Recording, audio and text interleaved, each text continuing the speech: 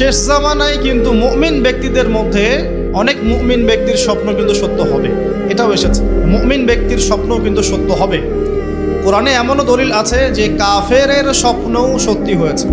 কোন সূরায় আছে কে বলতে পারবেন? কাফের ব্যক্তির স্বপ্নও সত্যি হয়েছে এমন দলিল কোরআনের কোথায় আছে? কে বলতে পারবেন? হ্যাঁ, সূরা ইউসুফ কি না আপনার? জি, আশিক। ঠিক আছে, মাশাআল্লাহ। আশিক ভাইয়ের জন্য আমাদের একটা হাদিয়া থাকবে ইনশাআল্লাহ, আপনি আলোচনা শেষে নিয়ে যাবেন। তো ইউসুফ আলাইহিস সালামের যে ঘটনা সূরা ইউসুফ, সেখানে আছে যে অমুসলিম দুজন ব্যক্তির স্বপ্ন সত্য হয়েছে, হয় নাই? একজন এসে বলেছেন আমার মাথায় রুটি খেয়ে নিচ্ছে পাখি। আরেকজন বলেছে আমার হাতে ছিল শরাব, এই শরাব আমি পান করাচ্ছি রাজাকে, বাদশাকে। ইউসুফ আলাইহিস সালাম বললেন যে পান করাচ্ছে বাদশাকে সে নাজাত পেয়ে যাবে জেল থেকে, আর যার মাথা থেকে রুটি খাওয়া হচ্ছে তাকে শুলদণ্ড দেওয়া হবে। ঘটনা সত্য ছিল তো? আচ্ছা, এখানে এই দুই ব্যক্তি কিন্তু মুসলিম নন, তারা কিন্তু অমুসলিম। তো যেটা বলছিলাম যে আল্লাহর পক্ষ থেকে মুমিন ব্যক্তিকে সত্য স্বপ্ন দেখানো হতে পারে শেষ জামানায়, বেশি বেশি হতে পারে। তাই যখন ভালো কোনো স্বপ্ন দেখবেন শুকরিয়া আদায় করবেন আল্লাহর কাছে।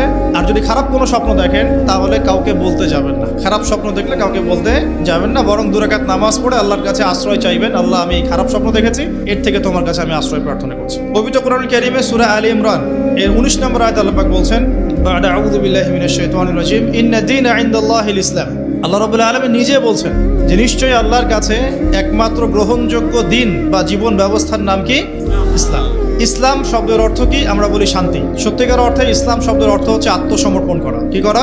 আত্মসমর্পণ করা। যে ব্যক্তি আত্মসমর্পণ করে, যে ব্যক্তি ইসলাম পরিপূর্ণরূপে পালন করে তাকে আমরা বলি মুসলিম।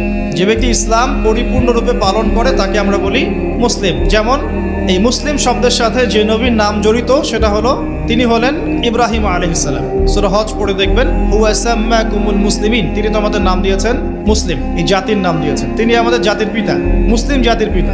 তো ইব্রাহিম আলাইহিস সালামের ব্যাপারে আল্লাহ পাক বলছেন, ইয ক্বালা লাহু রাব্বুহু আসলিম ক্বালা আসলামতু লিরাব্বিল আলামিন। যখনই আল্লাহ পাক ইব্রাহিমকে বলতেন আলাইহিস সালাম যে আত্মসমর্পণ করো, ইব্রাহিম আলাইহিস সালাম কোনো বিজ্ঞান যুক্তি দর্শন খুঁজতে যেতেন না। তিনি বলতেন আসলামতু লিরাব্বিল আলামিন, আমি বিশ্বজগতের প্রতিপালকের কাছে আত্মসমর্পণ করলাম।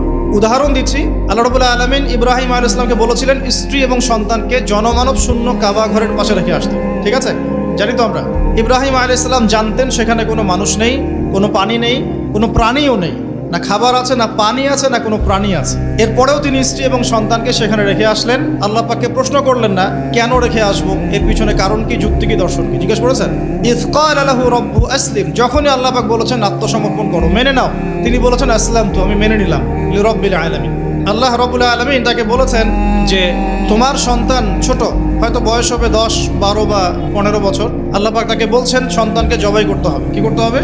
জবাই করতে হবে। তিনি চলে গেলেন, সন্তানকে বললেন, ইয়া বুনাই, হে আমার সন্তান, যার নাম ইসমাঈল আলাইহিস সালাম, ইন্নী আরা ফিল মানামি আন্নী আযবাহুক, আমি আমার স্বপ্নে দেখেছি আমি তোমাকে জবাই করছি। কি করছি? জবাই করছি। আর নবীদের স্বপ্ন কিন্তু ওহী। নবীদের স্বপ্ন কি হয়? ওহী। ওহী মানে কি? আল্লাহর পক্ষ থেকে প্রত্যাদেশ, আল্লাহর পক্ষ থেকে মেসেজ। সবার স্বপ্ন কিন্তু ওহী নয়। নবীদের স্বপ্ন কি? ওহী। ওহী মানে আল্লাহর পক্ষ থেকে জ্ঞান, যেটা আল্লাহ পাক তার বান্দাদের মধ্য থেকে কিছু কিছু বান্দার কাছে পাঠান বাছাইকৃতভাবে। কিভাবে পাঠান? আল্লাহ পাক ফেরেশতার মাধ্যমে পাঠান।